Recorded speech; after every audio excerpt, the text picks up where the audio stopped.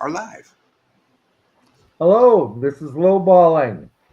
Tonight we have Dean M. Cole, and if you've never read his work, you're missing out because he is good. I'm Joe Hansen. This is a Wyrd Realities production.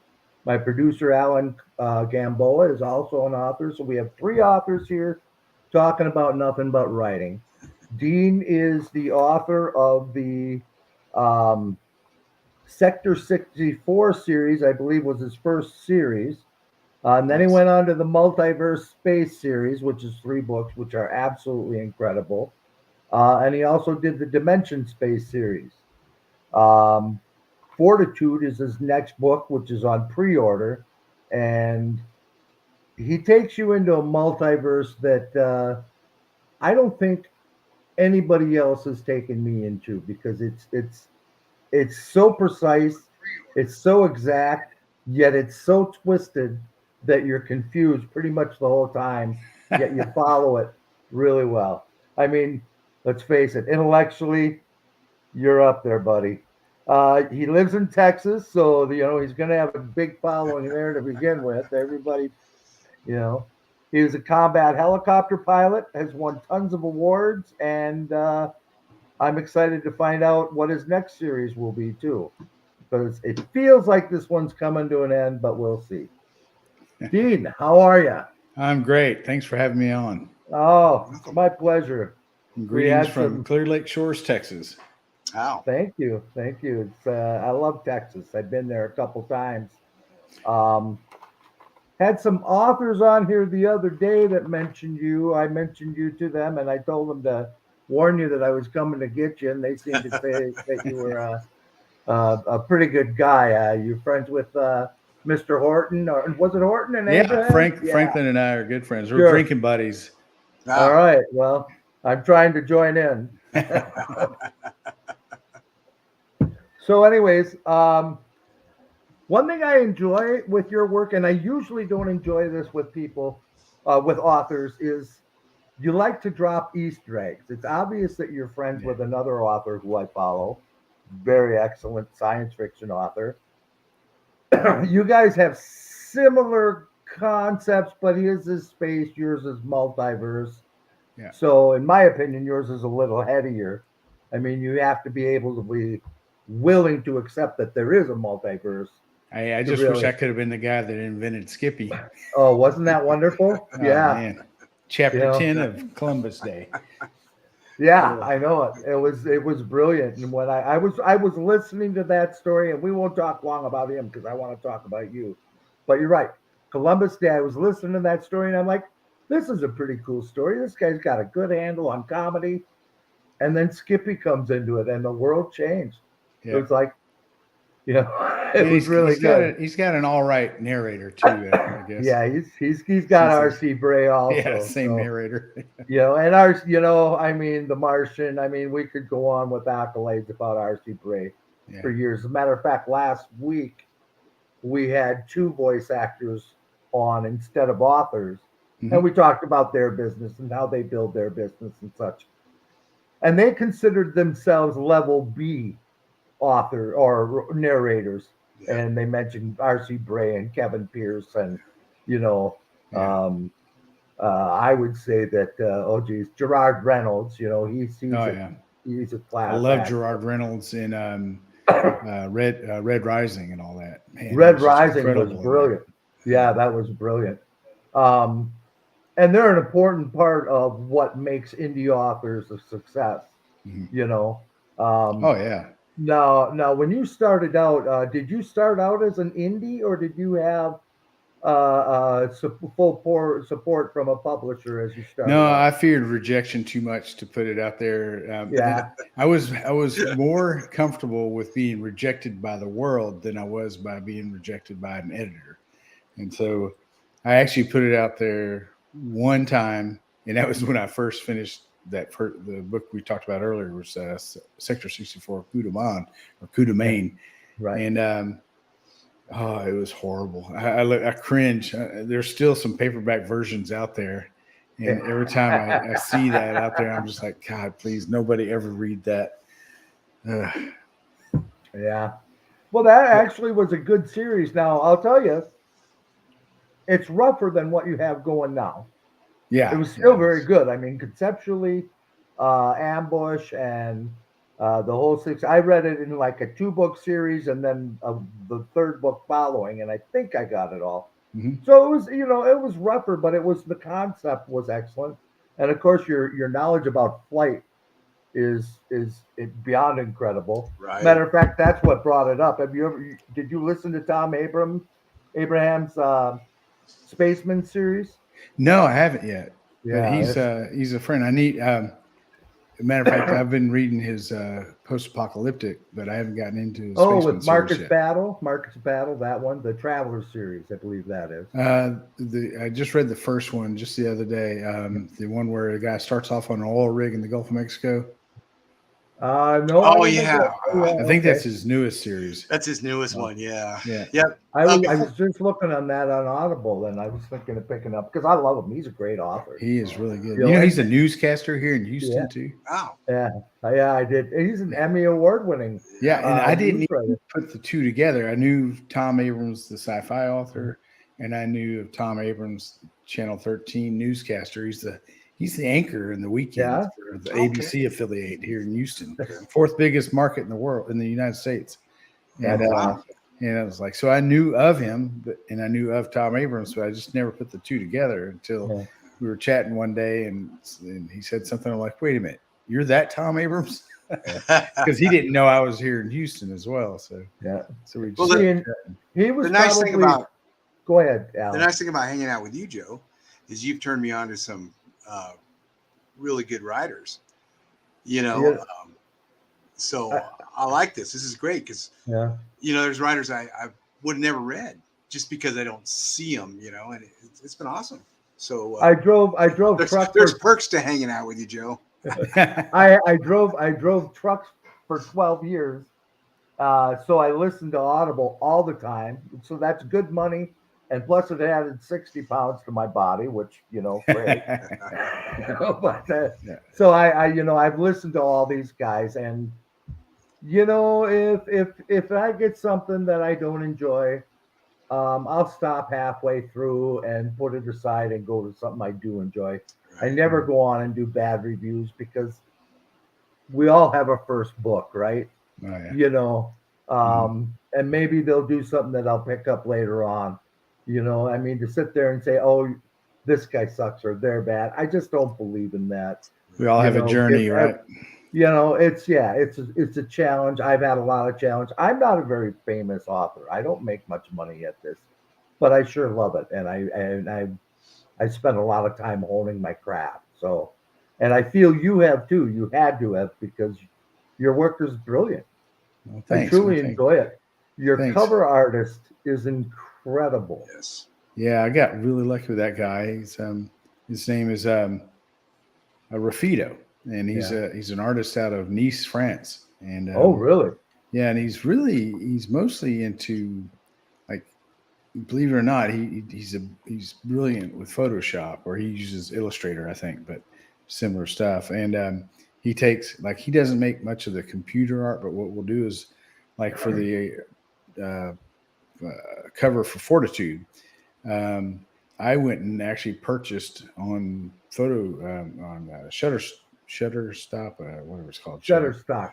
Shutterstock. Yeah, I went and purchased some underlying art, like there's like a light coming around over the horizon of the Earth, and then there's a certain spaceship, and then there's a globe with lightning bolts coming out of it, and so I'll license those, and I'll say, here, can you put this into this art? And I said, I want the light to come in over here, and I want to have this orb here, and I want this ring here. And he just puts it all together with so much talent, and it's like he's brilliant. He really is. He truly is. So not only are you a brilliant author, but you do have some really brilliant people working with you. I don't know what it's Well, like to you're work with. not half wrong. I don't know about the brilliant author part, but everything else I do have some. I enjoy your work. I listen to tons and tons of work. I even do it now. I'm a construction estimator. So I'm alone in an office and all I'm doing is math. and the whole time I have a book going when I'm doing it. So, Oh, that's you know, cool. I am constantly listening to Mhm. stories are my life. See, I listen to I'll tell audiobooks you, all the time as well because it's, you know, if I'm sitting down and I can read, if I have time to read or write, I need to be either editing or writing my own work. And so I consume books now pretty much entirely through audio. pretty I much wanted to the ask you. same. I wanted to ask you that, Dean. I ask all our guests on here that are authors. Mhm. Do you listen to more Audible now than read a book? I mean, has it affected your reading other than research? Yeah, Being a actually, that's writer? the thing is I've always been a pretty avid, or I've been a pretty, I can't think of the word right now. Can't take me anywhere. I've been a heavy consumer of Focus. audiobooks. Yeah. And I was for, you know, for the last 15 years or so, and it's just gotten worse. I have a problem. My I name is love them Dean. though. Yeah, I do too. I I'm an do too. audioholic. Yeah, I thoroughly enjoy them, and when you listen to as many books as I do, you can't stick to one genre. Yeah. Because I meet people who will like only listen to zombie books or vampires or something like that, and I'm not that way. I'm all over. Yeah. I don't do the romance. Once Or Twilight ended, once that Twilight series ended, yeah, Joe what? was wrecked. He said, "I'll Oh, never read poor another Joe. vampire book again." Yeah, Yeah, well, I No think more I'm into. glittering vampires. Right? yeah. That's it. If they don't sparkle, I'm not into it. That's it. I want to take a minute to say hi to Mona and Mark Eddy out there, and everybody else that's watching us or listening to us tonight. Thank you very much for tuning in. Yeah. Oh, this is our first Hello. live show, by the way. Right. You're our Oh, first wow. victim, Dean. You're the Oh, first wow. victim. Well, I'll try not to we're screw up we're any old worse than men, I and we believe in practicing first. So Yeah. you know, that's I don't know if we but, got it right, but we tried. yeah, we do try. We do try. You know, Alan told me one day. He says, "Joe, you just got to face the fact that you're not a very pretty person. People see, are going to get used to that." see, I've got a face for audio. Me too. Me too, brother. So I wanted to ask you, and this is not off top. This is kind of off topic because you do have some really spectacular series going on right now. But and a Thanks. lot of authors would continue that and maybe beat it up to the point where it just lost its value.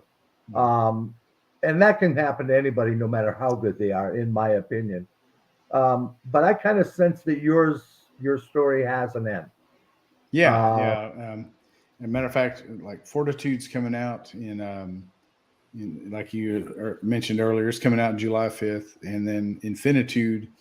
I'm supposed to turn it in October. See, I'm kind of, you know, we're talking about I was a indie publisher, and I'm still indie published. The only thing I'm traditionally published on now, if I don't know if you call it traditional, is with Podium Audio. They're doing Podium, my yeah. audiobooks now. But I've got to give them that book by October. I don't know if I'll make that deadline. That's going to be a push. But that's going to be the 6th book in the Dimension Space universe. Okay. Because it's, you know, solitude, multitude. It's my two-diverse. My solitude, multitude, amplitude. No, Fortitude would be your 6th book in the two series combined. You're saying? Right. In the Yeah, universe. And what I did is yeah. broke it up kind of like Fortitude Star would be Wars. your 6th. Okay. So Right. Infinitude would be your 7th. Oh, no. I'm sorry. I misspoke. No, Fortitude is the 5th, and Infinitude will be the 6th. It'll be the Oh. second. So there's 2 trilogies. Right. Magnitude was the first book in the second trilogy, and that's the one that came out in October. And Okay. then Fortitude is coming out now, or, you know, it's in production for audio, and it's coming out in all formats July 5th. And then Infinitude will wrap up Magnitude and the overall Dimension Space universe at the end of this year, and so we're looking at a holiday release. Hey, Yeah. Dean, can I ask you Mhm. what's up with the Tude, man? I don't know where the hell I got that idea. It's just I had too much scotch one night, I think. And I was like, well, it started off Johnny Walker Black right there here. you go. Yeah, it's my two-diverse. Hey, Because I started off, I was like, and the first one was Solitude, because it was just the last 2 people on Earth trying to trying to unite, and then the solitude went from just one to more, and you find out how many more. It went from 2 to a whole lot more, and then so that became multitude, and then I took it up a notch, so we made that amplitude, and then where do you go from amplitude? Well, magnitude, and then and what I did, the reason I broke that up into a second trilogy was 2-part. The first being that fortitude and magnitude. I'm sorry. The first book in the multiverse space. So it gets kind of convoluted. So you got Dimension Space was the first trilogy. Multiverse Space is the second trilogy. Dimension Space was basically, it starts off with survivalists, a post-apocalyptic or apocalyptic, and they're trying to figure out how to get together. But it's not your classic survivalist post-apocalyptic. It's the last 2 people, and it's the Martian meets gravity when the last man on Earth tries to figure out a way to save the last woman who's stranded on the space station. Yeah. Brilliant. But it's great. Thanks, man. Thanks. But now with the second one, the second trilogy, it's moved solidly into military science fiction. Yeah. And so I wrote it so that anybody could jump in right at magnitude. And of course, my grand evil scheme for world domination is that people will like it so much that they'll go back and read the first 3 books, but they don't have to have read those first 3 because it may not be their cup of tea. Because there's a lot of people that just really want military science fiction. And I was military. I was a combat pilot, like you said earlier, and I was in the Army for 9 years. And so I had wanted to get to that kind of story. And, Sector 64 was military science fiction for sure. And so it just kind of gives them a place to dive in. And like I said, hopefully they'll like it so much they go back and read the others. So, and it has helped my backlist. Have you always written, like since you were a kid? Was that always in you, or is that something that I didn't tap into it really? Anytime I did it, I did well with it as a kid. But I remember teachers coming, and teachers that weren't my teacher come in and say, I saw the paper you wrote about, they'd say, write a horror story. So I wrote it, and it was like 4th grade. And I remember teachers coming to me from they weren't my teacher. I didn't know them. And they're like, man, I read your write, something like that, But what really got me started was during Desert Storm, I was writing letters to home, and, we didn't, email existed back then, but we didn't have access to it. And this was early, 91. And so I was doing snail mail, just handwritten notes and mailing it to my family. And when I got back, they said, man, we didn't know you were such a natural writer. And I'm like, what are you talking about? And I said, your stories, your narrative, you had us rolling, the stuff you'd say, the stories you related and all that. And I was flying Apaches, and I was just cocky enough to think, well, hell, if I can fly an Apache, how hard can it be to write a novel? 20 years later, I figured out it's pretty damn hard. Yeah, there's a lot involved. I've spent 30 years learning teaching myself how to do it. Now, I do have a question about your first book in this series, in this grand series. The vehicle that he finally ended up getting to help her out. I don't want to give away anything. Right. Be careful of the spoilers there. Is that even possible? Oh, well, let's go back. We'll take it back a step. Then we'll talk about the. It's very sensitive. I don't want to give anything up there, but in the beginning of the story, the reason he survives, and this isn't much of a spoiler because it's basically telling you the setup, and he's in a vacuum chamber with a friend of his who's an astronaut, and they went to a flight school buddy, and he's kind of a lovable loser. He's kind of an anti-hero, and portrayed him that way on purpose. Very much. And as a matter of fact, I may have overdone it because he screws up almost too much in that first book. I thought he was going to commit suicide. I really did. Well, he almost did. I know. But and so, oh crap! I went off on a tangent and I lost my train of thought. No, he was in the space chamber, the vacuum chamber there, and So they're hovering. Have you ever heard of the? It's a theoretical drive. I'm trying to remember the name of it right now. Eagle Labs tested it out. The Chinese tested it out. It's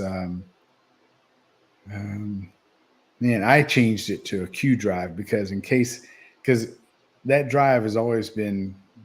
It seems to violate the laws of physics, so it's probably BS. But they kept getting anomalous thrust out of it, and it works theoretically, or not even theoretically. Supposedly, it works by bouncing microwaves around a cone-shaped sealed cavity. And since that was probably going to be proven to be faulty science at some point, I didn't want to base it on that. And so, but it's a reactionless thruster, which is the same idea. So what it would do is I had them create this Q drive. And, if anytime you want to use anything that has no reality in science fiction, no basis in reality, you call it quantum something, right? That's you can wave the magic wand and say, oh, it's just quantum this, quantum flux. That and the new cure-all is nano.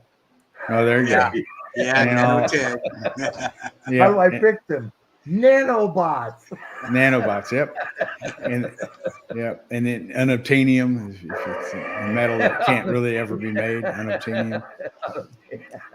And so, gotta find Wakanda, then you'll. And so basically, I made up a reactionless thruster, and they're hovering it in a vacuum, and so they're uniquely disconnected from the planet when this event happens that wipes everybody out. I mean, they're in a vacuum, they're not touching a molecule. At least the molecules are far enough apart that it doesn't. The light wave that passes through the entire planet doesn't affect them. So that's why him and his wingman, his flight school buddy, are the only two people that survived the initial event.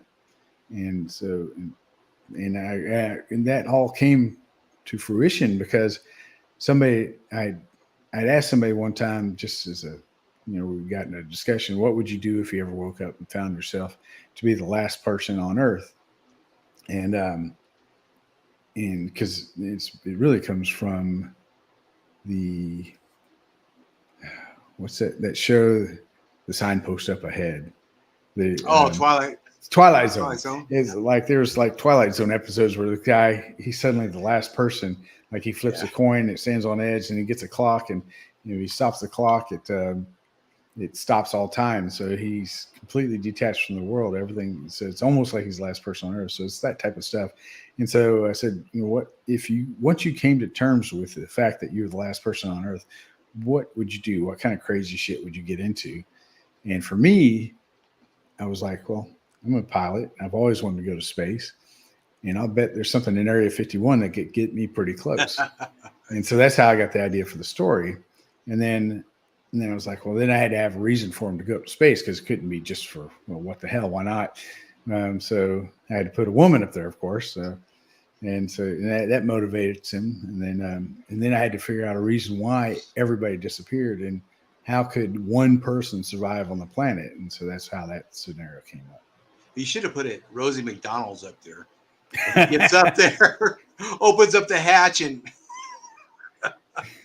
I am let's not see what's on touching that Mars. with a 10-foot pole.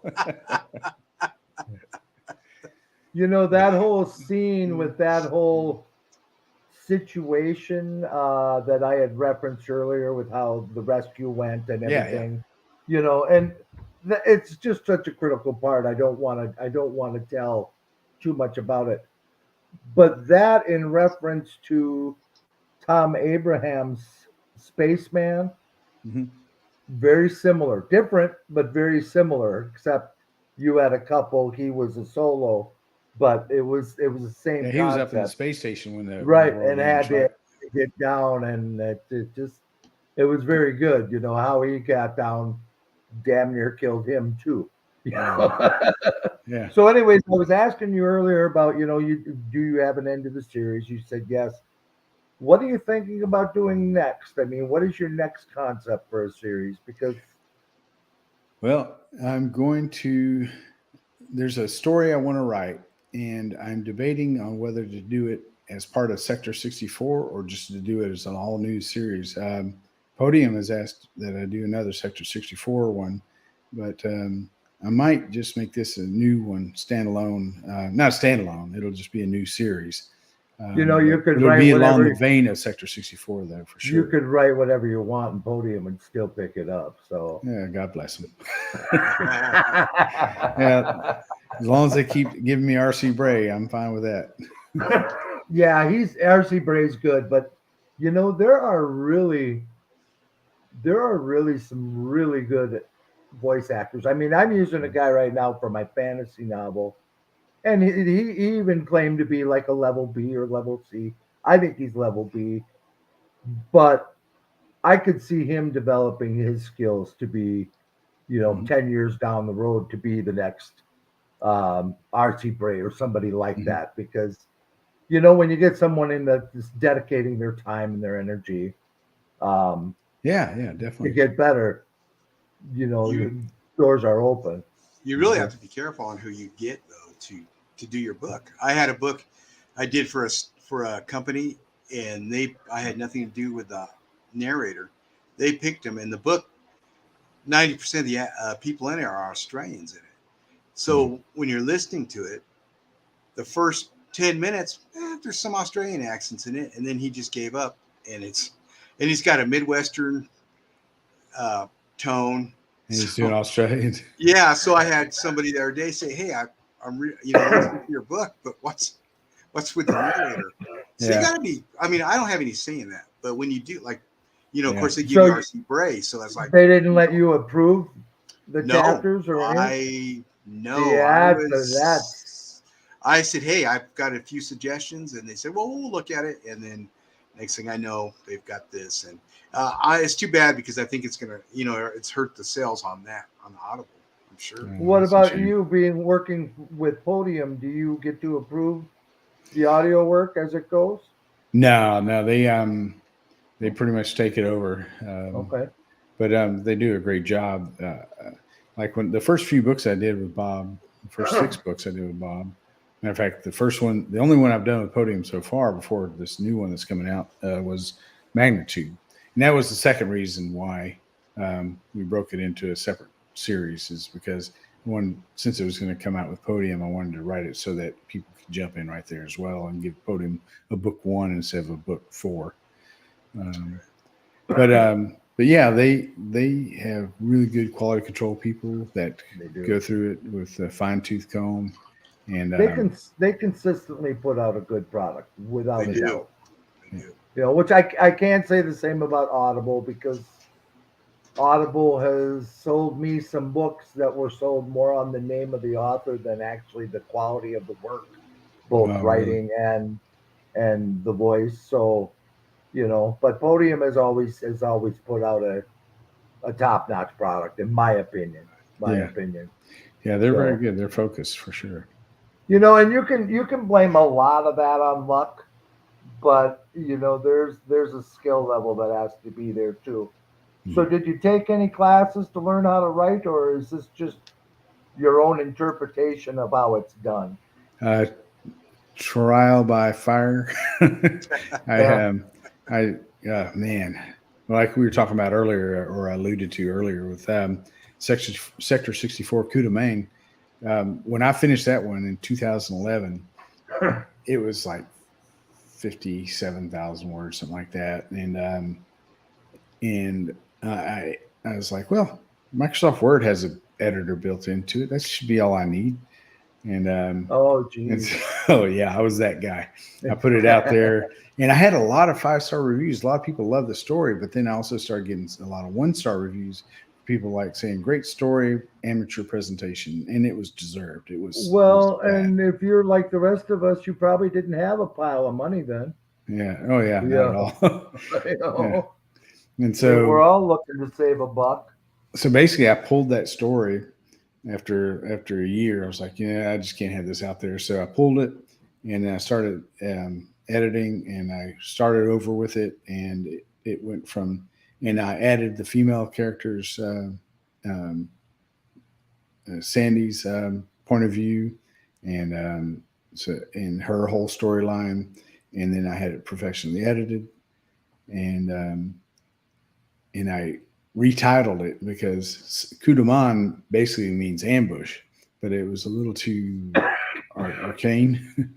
It was too, it's like everybody knows what coup de grace, coup d'etat means, but coup de main is just another twist on that. But basically, it just means ambush. And so I just was decided to put it right on the nose, so I called it Sector 64 Ambush, and then Retribution came after that one. But so it's essentially the same story, just fleshed out better, narrated better. It's still rough. It's still not as good as my new stuff, but that's something we all learn as we go. Oh yeah, absolutely, absolutely. Now you've been able to stick to one genre, military, but science fiction, basically. Me, on the other hand, I'm all over the map, and that's hurt me in sales wise, but I never really did this for the money as much as I did for the thrill of the writing. I mean, I've worked the trades my whole life, so I always knew I would have work, and I always knew I would, retire with a pension. So, the idea of going out and getting wealthy or anything off of writing, like, just wasn't even in the cards, because I gotta enjoy what I'm doing, and I'm sure you enjoy what you're doing. This is me, not you. Sure. But I got to enjoy what I'm doing. So it's like I could only write 4 or 5 zombie books, and then I had to write something about time travel. It's like it just didn't. I couldn't just strictly stick to one thing. Now your characters, you have a way of naturalizing your characters that is really kind of special. For instance, like. You develop before he even meets the girl he's going to fall in love with. He's already got a nickname to play off of with "What can Brown do for you?" In this case, you know what I'm saying? Yeah. And you do that throughout your story with different people, and I really enjoy it. I don't know if I actually have a question here with that, but it's just letting other authors know who may be watching this, because this is somewhat of an educational show. We're weird realities, but we're also Phalanx Press, and Phalanx Press is dedicated to helping other authors get better. And it's good that you're doing that. That's awesome. But that naturalization thing is a good way for authors to set themselves apart from other people, because you develop your characters in such a way that nobody else really can. I appreciate that. You agree with that? I mean, Well, I try to make them as natural as I can. I try to make them faulted and human, and one thing that helped my writing in my dialogue, I think, a lot was I got to the point, like in my first series, I didn't do this, but then I learned to do it, or I might have learned it like partway through, like with Retribution. But I started having my computer read my prose out loud to me. MacBooks are really good for that. You can choose the voice, you can choose the speed, so I'll jack it up so that it's pretty much the speed of comprehension, speed of thought. How fast can I comprehend what they're saying? And the great thing about having it read out loud is you can hear stilted dialogue. It'll stand out like a sore thumb. You can hear repeated head words. You can hear missing words. That stuff your editor will fix. But you can hear sentences that went on too long, or a sentence that could be stuck together. You can, it makes your writing so much more natural, and your dialogue more natural, I think, too. And you're like, dude, and the question I always ask myself is, do I know anybody who actually talks like that? Because so often, like, that's what, if you ever watch a bad B, because not all B movies are bad, but if you're watching a B movie that just sounds mechanical, and the dialogue, the people are talking, and you're like, nobody on the planet talks like that. And it's just like, and so it might sound great in your head when it's on paper, but then when you actually have your computer read it out loud and it's in your earbuds and you're like, oh, hell no. Nobody talks like that. And so that's when you can fix that kind of thing. So. And then I do the same thing, except I'm more of like, okay, somebody saying that and talking like that, are they going to be an asshole? Are they going to be a nice person, Yeah. And so Usually, you can even create characters who do that. Like I've got one character who she's very anal. She's a grammar Nazi, and she also has photographic memory. And so, the scientist woman. Yeah. And so if there's ever any data that I need to introduce into the story, then she's Miss Wikipedia. She basically has memorized Wikipedia. She recites it as if she's known it her entire life. Right. Yeah, exactly. And so she becomes that tool for that process. Issue. Yeah. As annoying as she is, you need her. Yeah. Exactly. Yeah. Where's my wife? I should check before I. Are you married, Dean? Yes, I am. Yeah. And my wife Donna, she's downstairs right now. Yeah, good for you. Yeah, both Alan and I are married and have been not to each other forever. As much as he would like, it's not gonna happen. Where you guys live? Y'all know I live down in the coast or Texas. Where y'all at? I'm a Minnesota boy. We're still experiencing winter up here. Yeah, but that being said, I got to put my new fishing reel together. Oh yeah. This is a Shimano 4000 SA Saros. You got a fishing hole? Have you been ice fishing over the winter? Or? No, I don't ice fish. I write in the winter. Yeah, I used to do all that stuff when I was younger. Yeah. But now, summers are so short up here that, when it comes to winter, I spend all my time writing in the winter, and then in the summer, I go fishing and go four-wheeling and things like that. So you got plenty of lakes up there, right? Oh yeah, and they're all clean. I mean, crystal clean. Yeah. We got a lot of lakes. The lake right just a block away from my house. Middle of summer, you can see 9-10 feet down. Wow. Especially since the zebra mussels came. Everybody bitched about zebra mussels, and they cleaned up the lake. Everybody bitched about milfoil. Perfect place to catch bass. Oh, wow. So it's like, you got these invasive species. I do believe those Asian carp will be bad. If they ever get here. But yeah. So Alan, where are you at? Nevada, Sparks. Oh, okay. Sparks, Nevada. Yeah, I dig it here in the radioactive wastelands. I used to live in Vegas for a while. I lived there. Oh, did you really? The middle of the 90s, basically from like 03 to 08. All right. Were you at Nellis or something? Or actually, I went. The first place I lived is an apartment complex up on Sunrise Mountain, at the base of Sunrise Mountain, kind of up just southeast of Nellis. And as a matter of fact, I could see the Air Force Base from the window of my apartment. And there's a scene in Ambush where the main character is in his apartment and he's looking out and he can see the whole valley of Las Vegas.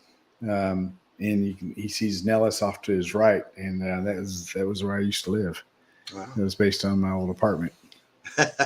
Yeah, we live about 5 minutes from Reno. So it's kind of nice. It's more suburbs than and Reno. You're close to Lake Tahoe too. Oh yeah. I'm originally I'm a native Californian. Okay. Don't hold that against me. But we lived up in the Redwoods for I want to say 26 years, and that. Oh man, it's beautiful up there. Beautiful, but always gray. But it was beautiful, and we get 2 months of summer, and then it's gray again. It rains all the time, but beautiful, man. Just beautiful scenery. So I miss that part. Don't miss California. Yeah. I used to have to fly into Reno to get up to Lake Tahoe and street, Oh, that airport's bigger now, man. Reno used to ski Alpine Meadows and Squaw Valley, and it was a great Heavenly's there too, right? And Heavenly's there. Heavenly. That's on the California border, isn't it? Heavenly. Yeah, the whole city of Lake Tahoe is. I swear to God. Yeah. 7-Eleven, one side of the street will sell alcohol day and night. The other one, 3-2 beer. shut down at 6. You know, Yeah. it's crazy. That's a beautiful area, Alan. That up in the Tahoe area. Oh you know? yeah, definitely beautiful. So Sparks is close to that. Yeah, well, Spark, we're about 20-25 minutes away from that. Sure, So sure. it's we're fairly close. But I did live in Texas for a while, for 6 weeks, San Antonio. Military. Yeah, yeah, and San Antonio was nice. The Riverwalk and everything was nice. Yeah. You know, Yeah. but everything else I saw was outside. You know, outside the bases. Air Force. Yes, sir. Yeah, I figured. There's a lot of Air Force stuff goes on in San Antonio. Oh yeah, But my wife, we've thought about moving to Texas. I don't know. We've thought about a lot. Hell, half the rest of the state of California is here, so you might as well. Shit. I'm a Californian, but not a Californian. That's what they harassed me about when I went down on the River Walk. Was the guy who was doing the tour said that everybody from Minnesota ends up down there in San Antonio, which I can see why. If you ever spent a winter up here, boy, you can see why we all head south. Right. You know, I don't see why you especially stay there in the when first place. It's too damn cold. It is cold in the winter, but you know, there's He's a Viking. Minnesota is really a special place. So all these Midwestern places are. If you're from this area, you know you want to see the coast, you never want to live there. It's just too crowded. I mean, we have so much. I bought houses out here for $11,000. You know. Oh wow. You know, the one I'm living in now, I paid $35,000. Now it's worth, you know, close to 190. You know, I mean, it's like Nice. this idea of going and spending $500,000 to $1 million on a house to live in, you know, DC or California or whatever. That's not people like us. People like here, you know, we'd rather buy a Winnebago and drive to where you guys live like that and spend a few weeks. Yeah, just vacation, right? Yeah. Come back here in the summer. You know, we like to fish. We like to hike. We like to drink a lot of beer. It's just kind of the way. You know, it's a fishing town with a drink. Oh, no, it's a drinking town with a fishing problem. That's There you go. Dean, do you have authors that have influenced you, you know, throughout your life? Oh yeah, Arthur C. Clarke for sure. Stephen King. My first favorite book. I don't know if it's my first favorite book, but the one that influenced me the most as a youth was The Stand. Yes. And I really love The Stand, and to this day, I'll still read it. Like once every 10 years, I'll sit down and read the whole book or listen to the audiobook. And it's why I write. It's why all of my books have an apocalyptic aspect to them. Yeah. It's because I just loved the scope of that story and the good versus evil. And it was just the scale of it was huge. And so well written. It was. He didn't hold back on that one. Like you say, the scale of it was like, you know, it was like Lord of the Rings, but true to life. Right. You know. Yeah. His Lord of the Rings was the Dark Tower series. Right. Yeah. And that wasn't nearly as good as The Stand, I think. I mean, I like Stephen's earlier work, and I think most people are that way. Yeah. You're not wrong. But I've been a fantasy buff for years too, so you know I love the Lord of the Rings and Michael Moorcock. And no jokes about the Moorcock Alan. You know, I mean, he always tries to hit on those. I was gonna give you a buy on that one. I mean, that's got to be a heady feeling for King. I'm not a fan of his, but I love that book. But you know, most apocalyptic writers, you say, you know, what book influenced you? You know, what's one of your favorite books? Everybody says The Stand. That's in everybody's list. So that's gotta be pretty heavy. I mean, that'd be nice. You know, one of us one day, you know, they say, yeah, what influenced you? You know, Dean Cole. You know. Oh, yeah. Sure. It could happen. know. That would be the next series. The next series. There you go. He had a lot of 2'd that guy. So that's kind of what your Sector 64 series, though. That's kind of written in a way that would be good for a cult following. You know what I mean? I mean, your writing was rougher in that era. You've greatly improved since then, but the storyline itself was so raw and so from the heart that I could see where it let's face it, Rocky Horror Picture Show was not a technical uh genius. It was a creative genius. Was it flawed? That was part of its charm. Yeah. I'm not saying you wrote Made something it a like cult that, classic, right? right, but to make a cult classic, it's like I could see where Sector 64 had a certain following that people would certainly warm to because it's so matter of fact and Yeah, actually, I have a few hardcore fans that have been with me since that first version of Sector 64. People that loved it then, they just loved the raw story, and it was really raw then. But and that was there was a time there, and there still is there is a place where you can put out a book if you're real prolific. Readers will forgive a certain amount of roughness if you're telling a good yarn. If you're spinning a good yarn, then people, especially if you're putting them out regularly, then they'll overlook some of the chinks in the armor, as long as you're keeping them entertained and keeping it coming. My problem is number one is I'm a bit of a perfectionist, and so it annoyed the hell out of me that I had those out there like that, and so I had to fix that. And then just I'm not prolific. It takes me, I've never finished a book in less than 10 months. And Podium wants me to finish one every 6 months. I'm like, ugh. I'm trying. Don't rush yourself. I mean, no. And the type of stories I write, I can't. No, they're too complex. I can't. They are it's not a very cookie cutter complex. thing for sure. It's because every one of them's unique, and that's all got to. And I'm creating these universes with science, pseudo science fiction or science fiction, where I'm making up some of my own physics, and I try to base it in real branches of theoretical physics. But I take. What about Switzerland? Did you make all that up, or have you been there? Or I haven't been there. Matter of fact, that's something I was talking to Donna about this a couple of days ago. Is I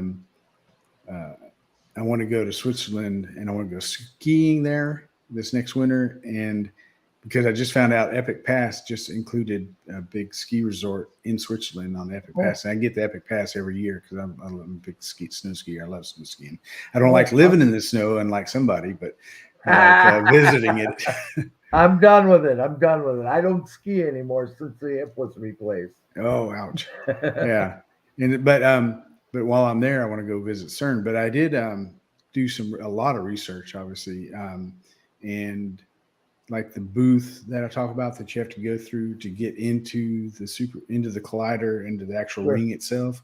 That exists. I found out through some of my beta readers, or one of my beta readers actually has contacts, and he has contacts with people who work there, and so I was able to he would front some questions for me. I'd say, well, I need to know, how do you get down there? Like, if you this and that. And then a lot of it's just, you can do virtual tours on the internet and things like that. And so it took a lot of research to make sure I didn't create any, dig myself too deep of a hole. Yeah. Like the shutdown too. Was that real? Oh, like the high luminosity thing they're talking about. That's what that's coming online like this week. Wow. Oh, really? The high luminosity upgrade has been going on for the last 3 years, and I just saw some articles this morning saying it's getting ready to come back online for the first time in 3 years, and it's going to be the high luminosities. It's the higher power, and in my story, that higher power enables them to. Now, this is once again where I mix real science and Dean's fictional science, but in my story, they achieve creative license. Yeah, there you go. They achieve a high enough level of energy that they're able to make some micro black holes, which they'll in in the theory behind that is in the real world is if they make these micro black holes, it's not like a black hole that's going to end up consuming the whole Earth. They're so small, and they'll evaporate through Hawking radiation. So there'll be a flash of energy that'll come from it. They'll know that they created it because they'll see that signature of that Hawking radiation. But but in the multiverse, those things touch, because it's a singularity, it touches every part of the multiverse. So it opens up doors for other things. And so that's where things go to hell in a handbasket in my storyline. But Hawking radiation. It's never good. CERN is that named after Stephen? Stephen Hawking, yep. And that's a real thing. That's where I tied in real physics with my fictional physics. So. Yeah. Well, there's got to be, I mean, without details you get, I knew there had to be some creative license there going on. Yeah. You And know, also, I mean, I talk about gravity leaking between multiverse or between universes. I did read an article, but I expanded on it a lot. But basically, where there's an idea out there that the reason gravity is so weak is that it bleeds through to other universes, and so it could. So then I was like, well, what if they're all sitting on top of each other, like like nesting dolls, like Russian nesting dolls or something like that, and so they would be tidally locked across the multiverse. So each planet. So then I was like, okay, well then you'll have multiple versions of Earth all residing in the same. They're all locked together gravitationally, and so you would have a lot of similarities with everything. Even the phase of the moon, everything would be the same across the multiverse, because they would all be, each planetary body would be tidally locked to its brothers and sisters across the universe, across the multiverse. But yours actually seems plausible. I mean, I've been reading about multiverses my whole life, like a story called The Chronicles of Amber. They passed through that, and the World of Tears. There have been many different Man in the High Castle too. Many different versions of the multiverse. But I have to say that yours is actually believable. I mean, it's that's because I put just enough real physics in there to sucker you in. Consider me a sucker. I thoroughly enjoyed it. I'm glad I made it plausible. Then that's good. Yeah. I think the first time I ever saw a multiverse thing was this British movie where an astronaut goes around. He goes around, and I think he goes around. Was it the moon? I forgot. But he ends up in an alternate Earth, and then they send him back. And when the ship is hooking up to like another ship where they can go back to Earth, everything's backwards. So the Earth is reverse, and it blows up, and he dies. So that was my first trip into the Journey. I think it was Journey to the Far Side of the Sun. I think it was an old 70s movie, and it had some pretty good effects for the time. But I liked that the twist was everything was reversed, and they didn't think about it when they hooked up the ship. And the Twilight Zone played with that a lot. Like, that's right. The beautiful girl that they're saying, oh, the poor girl's so ugly. And then they show the people, and the people are actually the ugly ones. But that's right. That's right. I forgot that. And William Shatner did a couple of Twilight Zones. There's something on the wing. You have to have the dramatic pause. It was great, though. It was great. Oh yeah. I mean, what we grew up with. It was kind of neat because it didn't have the CGI graphics and the multi-million-dollar sets. I mean, the shit we grew up with. Oh, I'm sorry, I'm not supposed to swear, but the stuff we grew up with, it's all cardboard and paint. If you ever go back and watch the original Terminator, there was very little special effects in that. Yeah, it's if you watch, there's special effects when they're showing his skeleton, his exoskeleton or whatever. There's the skeleton of the metal skeleton. But most of the story is this is them trying to survive. And I mean, there's a lot of action, there's a lot of accidents, of shooting and all that, but really it's just a character-driven story, an action-driven story that didn't rely nearly on as much special effects as I remembered. Now, when you see any of those, they're all like heavily special effects. But that very first one, it was really just a lot of chasing and driving. Star Wars was so cool when it first came out. You guys probably weren't alive during that day. But, oh no, I stood in line to see it. I stood in line. We thought it was really flying, and how could you fake this? It's just so cool. And now you watch it, and it's like you could almost see the little hand. Right. I mean, that scene where the Star Cruiser goes across the screen, and it's just like you're just like, you know, I was in junior high when that came out, so it was like, oh my gosh. Yeah. But this has to be an exciting time for like you, Dean, for what you write. You know, with SpaceX, you know, Elon Musk throwing stuff into the heavens. You know. I'm still holding out hope that maybe someday I'll get to go to space. Who knows? $100,000, I heard. Yeah, more than that actually. Maybe like 100 million or something. I don't know. It's a lot. Yeah, it's definitely in the millions. More than I'd be willing to spend. I don't like it when my fat ass leaves the ground. So, hey, that's me. You know, different strokes, different folks. I actually put my name in for that. Dear Moon project to get a seat on a SpaceX ship to go around the moon. So, wow. I haven't heard back from them yet, so I don't know. Damn it. We were all so hopeful. I even told him, I said, I'll write a story about it. There you go. Dean, I can't tell you how much I appreciate you coming on the show tonight. Well, thanks for having me. You know, this was a lot of fun. You're a lot of fun to talk to, and I'm looking forward to your next work coming out, and hopefully you'll come join us again someday. Yes. Well, my pleasure. Sounds great, man, and I enjoyed chatting with y'all. It was a pleasure getting to hang out with y'all this hour. Yeah, and too bad it is only an hour, but that's kind of the way things work. But yeah, my wife would insist it'd only be that. She's like, mine told me to holler upstairs when I'm done. So, we're all on the same boat. Happy wife, happy life. Let's admit it. That's the way it works. That's the way it works. Damn Skippy.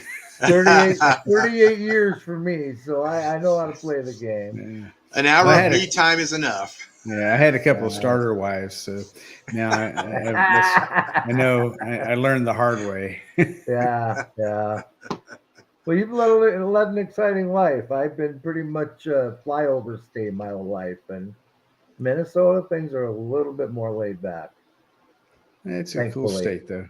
I've been there a couple of times. I enjoyed it. So. Yeah, it's a beautiful country out there. Well, if you ever come up here again, let me know and I'll take you fishing.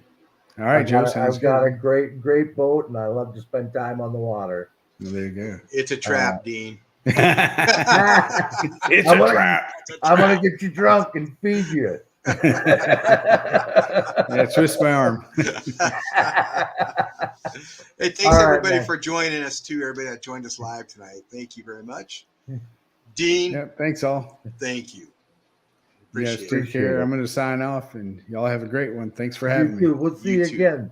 Tell Craig Allenson I'm coming for him. I will.